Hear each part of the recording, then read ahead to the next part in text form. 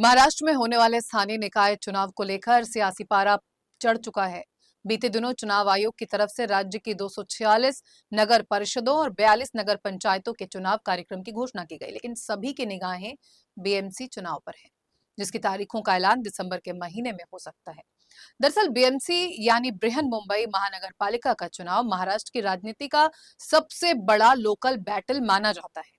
यहाँ की सत्ता सिर्फ स्थानीय प्रशासन नहीं बल्कि राजनीतिक ताकत का प्रतीक होती है, क्योंकि इसका बजट कई राज्यों के बजट से भी ज्यादा है। इसलिए इसके चुनाव को लेकर सियासी खींचातान लगातार जारी है। एक तरफ सत्ता पक्ष गठबंधन महायुति में शामिल शिवसेना, बीजेपी और एनसीपी है, तो दूसरी तरफ एमवीए का हिस्सा बनी शिवसेना, यूबीटी कांग्रेस और एनसीपी एसपी है। सत्ता पक्ष हो या फिर विपक्ष, हर कोई जहां एक और वोटरों को साधने की कोशिशों में जुटा है, तो वहीं दूसरी ओर अपने विरोधियों पर हमला करने का कोई मौका नहीं चूक रहा। हालांकि दोनों ही गठबंधन में शामिल दलों के बीच आपसी खींचातान भी खूब हो रही है। सत्ता पक्ष में बीजेपी और शिवसेना के बीच मतभेद चल रहे हैं, तो वहीं विपक्ष में कांग्रेस और उद्धव ठाकरे गुट के बीच सामंजस्य नहीं बैठ रहा। नमस्कार, मैं हूं पूर्णिमा शुक्ला और आप देख रहे हैं 24 न्यूज की खास पेशकश। एमवीए में खलबली। जी हां, कांग्रेस ने बीएमसी चुनाव अकेले लड़ने का ऐलान कर खलबली मचा दी है। कांग्रेस के राष्ट्रीय प्रभारी रमेश चेन्निथल्ला की मौजूदगी में मुंबई कांग्रेस का बड़ा शिविर आयोजित हुआ, जहां आगामी मुंबई महापालिका चुनाव को लेकर बड़ा फैसला लिया गया। दरअसल बिहार विधानसभा चुनाव में बेहद निराशाजनक प्रदर्शन के बाद कांग्रेस अब मुंबई में अपने दम पर चुनाव लड़ने की तैयारी कर रही है।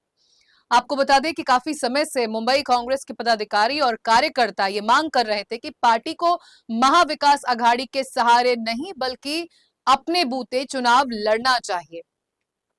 वहीं शिविर में इसी मांग पर मुहर लगती दिखाई दी। रमेश चेन्निथल्ला ने कहा कि बीएमसी चुनाव लड़ने का अंतिम फैसला प्रदेश कांग्रेस कमेटी लेगी, लेकिन स्थानीय नेतृत्व की राय का सम्मान किया जाएगा।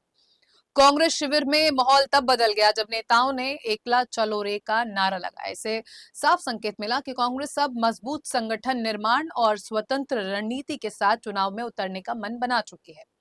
सांसद वर्षा गायकवाड़ ने कहा कि 2026 को लक्ष्य बनाकर ये शिविर आयोजित किया गया है। कांग्रेस पार्टी ने हमें कहा था कि स्थानीय स्तर पर गठबंधन को लेकर निर्णय लें। हमने आज स्पष्ट कहा है कि मुंबई में हमें अपने दम पर चुनाव लड़ना चाहिए। हालांकि कांग्रेस ने गठबंधन के सभी रास्ते बंद नहीं किए हैं, लेकिन उद्धव ठाकरे के साथ गठबंधन पर वर्षा गायकवाड़ ने कहा कि वो एक ऐसी पार्टी के साथ गठबंधन करने जा रहे हैं जो मारने की बात करती है। हम ऐसी भाषा का इस्तेमाल करने वाली पार्टी के साथ गठबंधन नहीं कर सकते। दरअसल उनका इशारा राज ठाकरे की पार्टी महाराष्ट्र नवनिर्माण सेना की तरफ था। आपको बता दें कि कांग्रेस ने पहले ही मनसे के साथ गठबंधन करने से इनकार कर दिया है। उन्होंने कहा कि कांग्रेस का इतिहास ऐसे दलों के साथ जुड़े रहने का कभी नहीं था। वहीं कांग्रेस के इस फैसले पर उद्धव गुट नाराज हो गया है। मुंबई महानगर पालिका चुनाव अकेले लड़ने की कांग्रेस की घोषणा के एक दिन बाद शिवसेना यूबीटी प्रमुख उद्धव ठाकरे ने कहा कि कांग्रेस अपने फैसले लेने के लिए स्वतंत्र है और उनकी पार्टी भी ऐसा करने को आजाद है। महाविकास अघाड़ी गठबंधन का हिस्सा होने के बावजूद ठाकरे का यह बयान गठबंधन में बढ़ती असहमति की ओर इशारा करता है। उद्धव ने कहा कि कांग्रेस एक स्वतंत्र पार्टी है और मेरी पार्टी भी। कांग्रेस और अपना फैसला लेने के लिए स्वतंत्र है और मेरी पार्टी भी ऐसा करने के लिए पूरी तरह स्वतंत्र है। ठाकरे का ये राजनीतिक रुख राज ठाकरे के नेतृत्व वाली मनसे को विपक्षी गुट में शामिल करने को लेकर कांग्रेस के एक वर्ग द्वारा व्यक्त की गई आपत्तियों के बाद आया है। वहीं उद्धव ठाकरे गुट के प्रवक्ता आनंद दुबे ने कांग्रेस पर तीखा हमला बोला है। उन्होंने कहा कि कांग्रेस अगर अकेले चुनाव लड़ेगी तो उसका हाल बिहार जैसा होगा। दरअसल बीएमसी चुनाव में कांग्रेस को अकेले लड़ने की घोषणा पर उद्धव सेना की नाराजगी के कई कारण हैं। उद्धव सेना को डर है कि अलग अलग चुनाव लड़ने से सीधे सीधे मुस्लिम, दलित और अल्पसंख्यक मतों का विभाजन होगा, जिसका फायदा सीधे बीजेपी को होगा। इसलिए वो प्रयास कर रही है कि कांग्रेस उनके साथ मिलकर बीएमसी का चुनाव लड़े। लेकिन कांग्रेस राज ठाकरे के साथ नहीं जाना चाहती, लेकिन उद्धव ठाकरे मराठी वोटरों को एकजुट करने के लिए राज ठाकरे की पार्टी के साथ गठबंधन के संकेत दे रहे हैं। अब संभव है कि उद्धव ठाकरे इस बारे में राहुल गांधी से बात करें। वहीं शरद पवार भी पहल कर सकते हैं, क्योंकि मुस्लिम और दलित मतों के विभाजन से बीएमसी में सत्ता लाना बहुत ही बड़ी चुनौती हो जाएगा। शरद पवार ने कांग्रेस को लेकर सकारात्मक रुख अपनाया है। उन्होंने कहा कि नेहरू और गांधी के विचारों को मानने वाली पार्टी कभी खत्म नहीं हो सकती। आपको बता दें कि कांग्रेस बीएमसी की सभी 227 सीटों पर उम्मीदवार उतारेगी, लेकिन कांग्रेस की इस घोषणा से उद्धव सेना की परेशानियां बढ़ गई हैं। उन्हें मुस्लिम और दलित मतों की चिंता सताने लगी है। उद्धव सेना को डर है कि कहीं मुस्लिम और दलित वोटर उनके हाथों से फिसल ना जाएं। अगर ऐसा होता है तो बीएमसी चुनाव में उद्धव सेना को बड़ी कीमत चुकानी पड़ेगी और इसका सीधे सीधे फायदा बीजेपी को होगा।